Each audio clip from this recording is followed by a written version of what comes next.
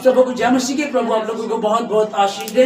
धन्यवाद देते हैं आज की सुबह के लिए, सुंदर समय के लिए। और आइए आज के वचन में जाएंगे। यशायाह की पुस्तक 62 उसका 6 में यह लिखा है, हे यरूशलेम, मैंने तेरी शहरपनाह पर पहरवे बैठाए हैं। ये जो वचन हमने पढ़ा, ये क्या लिखा है यहाँ? परमेश्वर क्या कह रहा है? यरूशलेम। यरूशलेम कौन? परमेश्वर का अपना शहर, परमेश्वर की अपनी नगरी, आमीन, इजराइल देश में। यहाँ लिखा है कि हे यरूशलेम, मैंने तेरी शहरपनाह पर क्या बिठाए हैं? पहरवे। और पहरवे, परमेश्वर के पहरवे कौन से हैं? स्वर्गदूत, आमीन, ठीक है ना। कई बार हम लोग सुनते थे, अब मैं हमेशा बताता था और बाइबल बताती है कि कई बार कई लोग मिलजुल करके उनसे लड़ाई करते थे, इजराइलियों से, लेकिन कभी भी जीत नहीं पाते थे। कारण क्या था? बाइबल क्या बता रही है? तेरे शत्रु तुझसे लड़ने के लिए एक मार्ग से आएंगे और 7 मार्गों से होकर के भागेंगे, ठीक है ना। तो ये सुनते हैं, फिर कई बार देखते हैं कि वो तो हार गया, उस पर तो चढ़ाई कर दी। अब जो है, जो ईरान ने हमला किया है, ईरान की, अमेरिका और इजराइल की जो लड़ाई चल रही है, उसमें हम सुन रहे हैं कि अब अमेरिका भी डरा हुआ है, अब जो है इजराइल भी डरा हुआ है। लेकिन ईरान जो, उसके पास बहुत हथियार है और वो रुक नहीं रहा है। आज 23वां दिन है जंग को, इतनी लंबी कभी चलती नहीं है, तो लेकिन 23वां दिन हो गया। अब इसको समझिएगा, हालेलुया, है ना। तो अभी हमको क्या लग रहा है कि यहाँ परमेश्वर ने कहा कि तेरे शत्रु एक मार्ग से आएंगे और 7 मार्गों से छिदड़ बिदड़ करके भाग जाएंगे। ओके, जैसे कि कोई व्यक्ति आपके घर में हमला करने के लिए आया, उनको मालूम है कि उनके घर में 2 लोग पति पत्नी है, ठीक है ना। वो आए, आकर के चलो चलते हैं उनको लूटने। लेकिन जैसे ही वो आए, उनको मालूम तो ये था कि 2 लोग हैं, पर यहाँ तो कितने सारे पैरवे हैं, कितने सारे लोग क्या करेंगे? छिदड़ बिदड़ होकर के किधर को भी रास्ता मिले और भाग जाओ, ठीक है ना, वो ऐसा करेंगे। अभी फिर हम इस वचन को पढ़ रहे कि तेरी शहरपनाह पर मैंने पैरवे बैठाए हैं, आमीन। वो दिन रात कभी चुप नहीं बैठेंगे, वो तेरे लिए दुहाई देते रहेंगे, तेरे लिए प्रार्थना करते रहेंगे, तेरी रक्षा करते रहेंगे। प्रभु तेरा धन्यवाद। फिर ये जो अब चल रहा है, इसमें क्या, ये क्या चल रहा है? ईरान के विषय में बताया जा रहा है कि उस पर इतना हथियार है, बहुत ज्यादा, और ये वो क्या कर रहा, नष्ट करता जा रहा। इजराइल के साथ जो लोग हैं वो कौन कौन है? सऊदी अरब के लोग हैं, अमेरिका है, जर्मनी है और फ्रांस है, ठीक है, ये लोग उसके साथ हैं। और ईरान के साथ जो है रूस, चाइना, हमास, रूस और चाइना, ठीक है। अब ये भी सुपर पावर है। ओके, अभी हम देख रहे हैं कि जंग चल रही है और जंग रुकने पर नहीं है। अब परमेश्वर इसके विषय में क्या कहता है? ईरान कौन है बाइबल में? ईरान कौन है? ठीक है, कौन? अच्छा, किसके विषय में? अब ईरान ने जो इजराइलियों पर बहुत एहसान भी किए हुए हैं। कैसे? एजरा और दूसरा नehemiah जब दुखी हुआ तो उसका मन परेशान था। तब राजा ने देखा तू बीमार तो है नहीं, पर तेरा चेहरा तो उतरा हुआ है, तेरे चेहरे पे तो उदासी है, ये तो मन ही की उदासी है, ये क्या हो गया? तब वो प्रार्थना करता है और तब राजा पूछता है कि तू क्या चाहता है? तब राजा वो कहता है मैं कुछ छुट्टी चाहता हूं ताकि मैं जाऊं और यरूशलेम की टूटी शहरपनाह को बनाऊं। ओके, तब राजा कहता है ठीक है जा। और खर्चा कौन देता है?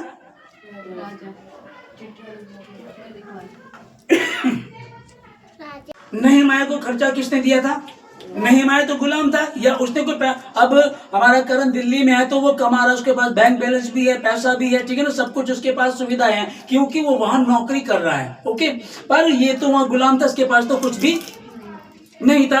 तो फिर ये कैसे हुआ? हम जब बाइबल में पढ़ते हैं तो उसने, राजा ने क्या कहा? ठीक है, इसको चिट्ठी दे दी जाए, ईंट, बजरी, लकड़ी और लोहा, जो कुछ चाहिए सब इसको दे दिया जाए, ठीक है जी। तो किसने सहायता की? ईरान के लोगों ने। ओके, ईरान के लोगों ने सहायता की। और जब एजरा की बारी आती तो एजरा के विषय में भी परमेश्वर ने पहले से ही एक किताब लिखवा दी थी, और वो जब खोली गई तो पता चला कि जो राजा था उसके पहले से ये लिखा था कि उनके टूटे मंदिर को बनाना है, ठीक है ना। अब उनको क्या किया जाता, वो भी क्या करते, और सारा खर्चा कहां से दिया जाए, सरकारी खजाने से दिया जाए। हालेलुया। तो ये दो जगह हो गई। एस्तर कहां थी, एस्तर भी, ठीक है। ये लोग सारे कहां थे, कहीं ये कहां गुलाम बना करके ले जाए गए थे, और वहीं से परमेश्वर के अनुग्रह के द्वारा उन लोगों ने, ये जो ईरान है, इन्होंने इजरायलियों पर क्या किया, सहायता की, उनकी सहायता की ना उनकी। हालेलुया। तो ये ऐसे हुआ। अब हम समझेंगे इस बात को, जैसे परमेश्वर कहता है कि जब मैंने अपनी प्रजा की दुष्टता को देखा, तब मैंने और अन्य जाति के राजाओं को उभारा, और उन्होंने आकर के इन पर हमला किया और इनको गुलाम बना करके ले गए। किसने किया ये, परमेश्वर ने। तो वैसे ही परमेश्वर ने, हम कहे कि ईरान ने किया, तो ईरान थोड़ा ही कर सकता है, या कोई थोड़ी करता है, जब तक परमेश्वर ना चाहे। तो परमेश्वर ने बाद में इनके मन को उबारा कि तुम ही मेरे टूटे मंदिर को बनाओगे, तुम्हारी सरकारी खजाने से बनेगा, तुम्हारे ही पैसों से बनेगा। आमीन। ईरान का पहला नाम क्या था, फारस, और फारस से पहले क्या था, एलाम, ठीक है ना, एलाम। तो एलाम के विषय में परमेश्वर का वचन क्या बताता है, उसके समय हम देख रहे हैं कि ईरान इतना हावी हो रहा है, और लोग सोच रहे हैं कि ये क्या करके रहेगा, जिससे अब अमेरिका जो सुपर पावर है उसके विषय में बताने के वो भी डरा हुआ है, और जो इजरायली हैं वो भी डरे हुए हैं। लेकिन यहां तो बाइबल कुछ और बता रही है।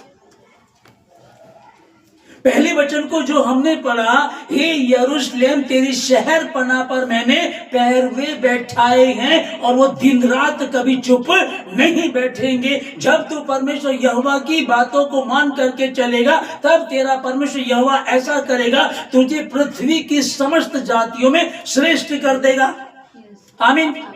भारत अभी दुनिया जो विश्व का मानचित्र है, दुनिया का नक्शा अगर आप देखेंगे, उसमें जो इजराइल देश है ना, एक बिंदु की तरह है, एक बिंदु की तरह, बस इतना छोटा सा इजराइल देश है। और जो परमेश्वर के वचन में हम पढ़ते हैं कि तेरा परमेश्वर तुझे इतनी आशीष देगा, तू बहुतेरी जातियों को उधार देगा, तुझे स्वयं उधार लेना नहीं पड़ेगा।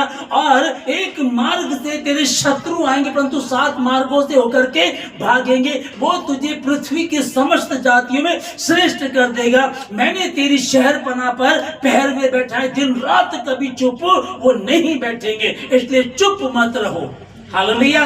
पर आज जो हम देख रहे हैं, अभी ये क्या चल रहा है, अब लोग उसके विरोध में हैं, अब बड़ी मुश्किल हो रही है। लेकिन देखने वाले क्या देख रहे हैं, ईरान तो बहुत सुपर पावर हो गया, ईरान डर ही नहीं रहा। आज 23 दिन हो गए लड़ते हुए चल रहा, ड्रोन से, मिसाइलों से लड़ाई चल रही है, एक दूसरे को मार रहे हैं। और जो इनके, जो तेरे पक्ष में है वो मुझे मार रहा है, जो मेरे पक्ष में वो तुझे, एक दूसरे को ऐसे भी मार रही है। क्या ये तीसरा विश्व युद्ध तो नहीं होने जा रहा है? हो भी सकता है। परमेश्वर का ना नजदीक है। जब तुम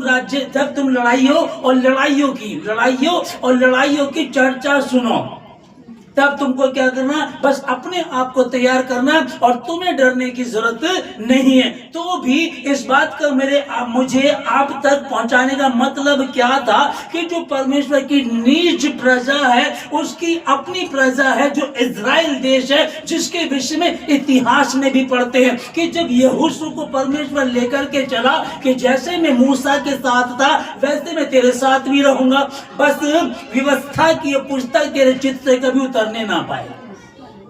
आमीन।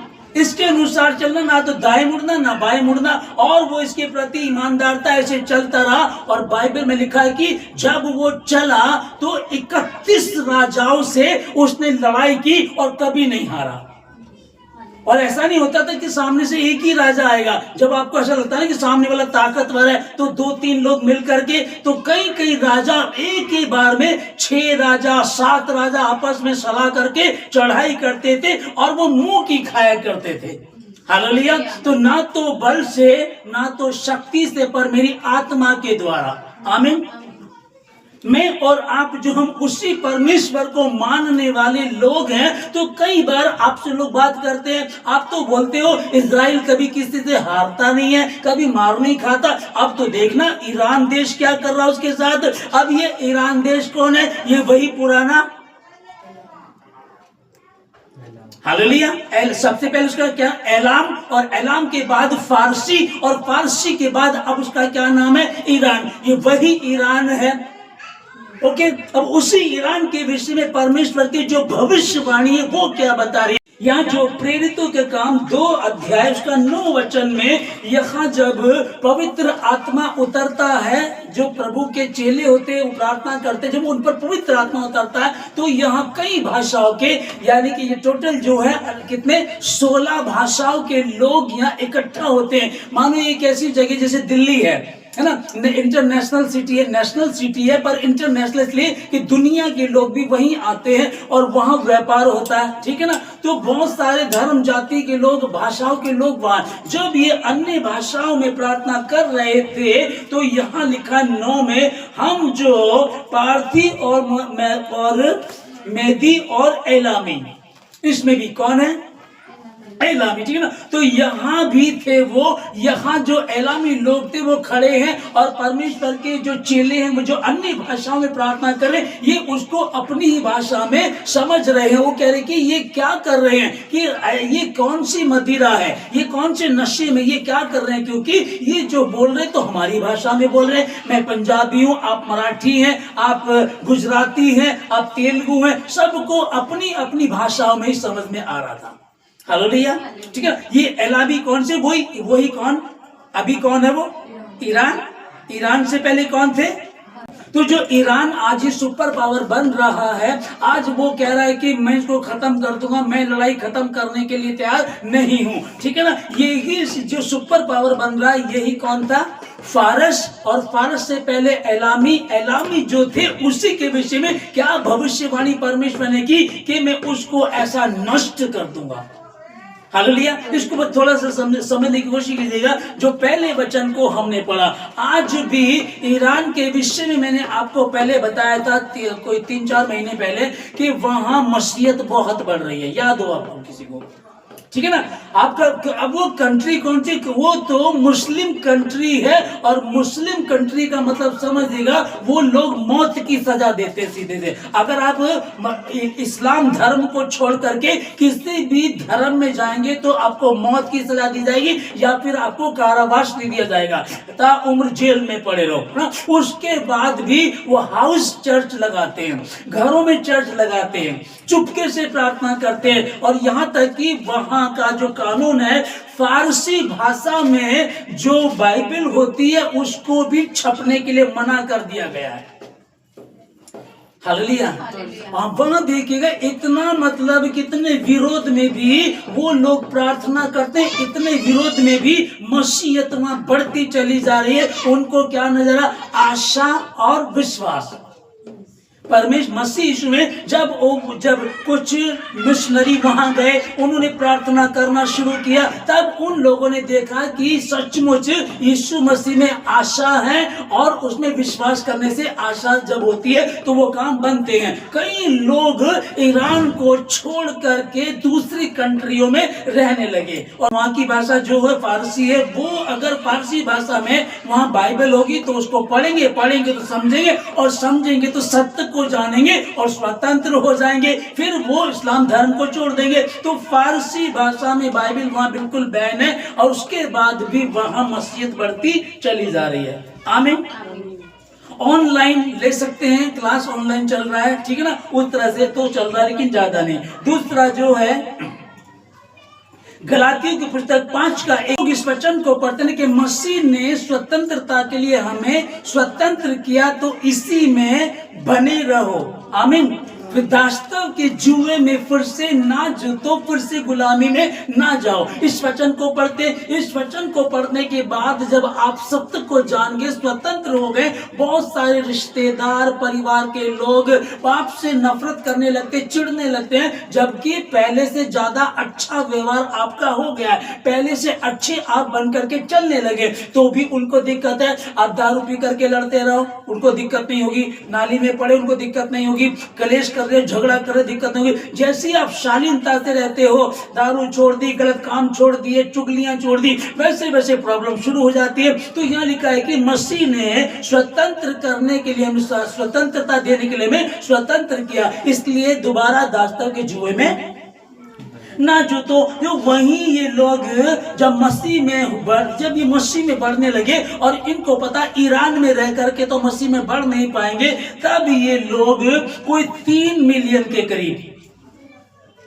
ये आज से 25 साल पहले सिर्फ 1% मसीह हुआ करते थे वहां, सिर्फ 1%। ओके, और आज वहां कितने हैं? 1969 में वहां से 3 मिलियन के करीब, मतलब कि 30 लाख के करीब लोग वो ईरान से निकल करके विदेश में जाकर के रहने लगे कि कोई बात नहीं, यहाँ प्रॉपर्टी है, यहाँ हमारे पास पैसा है, इसको छोड़ करके हमको जाएंगे, कम से कम हमारे पास स्वतंत्रता होगी, कम से कम मसीह के साथ संगति कर सकते हैं। हालेलुया। क्या समझ पा रहे इस चीज को? उनको ये भैया बड़ा हमारी पूर्वजों की जमीन है, हमारा परिवार है, हमारा सब कुछ यही है, हम यहाँ से छोड़ करके जाएंगे, दिक्कत आएगी, और बेचेंगे तो सस्ता बिकेगा, क्या करेंगे? उन्होंने इस बात की चिंता नहीं की, उसको सस्ता बेचा या क्या किया। अब ये लोग दूसरी जगहों में जा करके खुल करके मसीह के साथ संगति करते हैं। आमीन। पाकिस्तान की मैं आपको बताता हूँ कितना ठीक है, मसीह का काम बहुत ही अच्छा है वहाँ। हाँ, विरोध वहाँ भी है, वहाँ भी अब अधिकतर मसीह में कौन आते हैं? गरीब लोग, मतलब ज्यादा संख्या उनकी क्यों पाई जाती है कि दुखी है, बेचारे दुखी है, बेहाल है, परेशान है। तो वो लोग जब मसीह में बढ़ते हैं, मसीह में आते हैं, उसके बाद उनके साथ भी बहुत ही बुरा किया जाता है। तो तब भी क्या लगता है कि मसीहत को छोड़ देते होंगे? हालेलुया। तब भी मसीहत को नहीं छोड़ते हैं, उस मसीह में बने ही रहते हैं। अब ये जो बात चल रही है कि जो ईरान है, ये जो अब लड़ रहा है, अब क्या हम ये देखें कि भैया ये तो इजराइल को हरा देगा, इजराइल को खत्म कर देगा? तो इजराइल को भी कोई भी खत्म कर नहीं सकता, क्योंकि वो परमेश्वर की नीच प्रजा है, परमेश्वर के अपने लोग हैं। और उसके विषय में परमेश्वर ने कहा था, हे यरूशलेम, तेरी शहरपनाह पर मैंने पहर हुए बैठा रखे हैं, वो दिन रात कभी चुप नहीं रहेंगे। अगर चुप हैं तो इसका कुछ कारण है, क्योंकि मसीह से आज्ञा पाए बगैर स्वर्गदूत कुछ भी नहीं करेंगे, और मसीह से आज्ञा पाएंगे तो एक स्वर्गदूत आकर के एक ही बार में 1 लाख लोगों को मार गिराता है। और सोचो, अगर पैरवे स्वर्गदूत बैठाए हुए हैं, एक नहीं है, पैरवे बैठा रखे हैं, अगर वो काम शुरू करेंगे तो सोचो क्या होगा। हालेलुया। पर ऐसे यहाँ अगर इस समय ऐसा हो रहा तो इसका कारण क्या है? अभी मैं आपसे, मेरा सवाल है आप लोगों से, ऑनलाइन वालों से भी, आपसे भी सवाल है कि इस समय में दिख रहा है कि ईरान तो भैया जीत जाएगा, ईरान पे तो बहुत सारे हथियार हैं, ईरान तो डर ही नहीं रहा है, किसी की भी चिंता नहीं कर रहा। और उसके पक्ष में भी कौन कौन लोग हैं ईरान के? रूस, चाइना, हमास, है ना? रूस और चाइना उसके पक्ष में। अगर ये दोनों खड़े हो गए फिर तो और भी ज्यादा हो जाएगा। कोई भी क्यों ना खड़ा हो जाए, कोई भी ताकत क्यों ना आ जाए, यीशु मसीह से बड़ी ताकत किसी की भी नहीं है। आमीन। अंत के समय में ये होना है। हालेलुया। ओके, चलिए अभी जो चल रहा है, कि मेरा सवाल था कि जो अभी चल रहा उसके विषय में की बात चल रही है कि क्या आपको लग रहा है क्या वो जीत पाएंगे? क्योंकि दिख तो यही रहा है ना, दिख तो यही रहा कि ईरान तो इस समय ऊपर है, बाकी सब तो ये तो हार रहे। जो सुपर पावर है, सुपर पावर कौन? अमेरिका। अमेरिका को जो राष्ट्रपति है, कह रहे कि वो भी डरा हुआ है। अब वो प्रार्थना करा रहा है, भाई प्रार्थना करो, कुछ मतलब कुछ ऐसे सोशल मीडिया पे दिखाया जा रहा है, कितना सही कितना गलत नहीं पता, ठीक है ना। AI भी चल रहा है ना, उससे भी बना सकते हैं, लेकिन कोई बात नहीं, प्रार्थना करा तो अच्छी बात है। हालेलुया। ईरान पहले क्या, फारस का राजा, ठीक है ना, और उससे पहले एलाम, ठीक है ना, एलाम। उसके विषय में जो भविष्यवाणी यहाँ यिर्मयाह की पुस्तक हम 49 का 34 में पढ़ते हैं।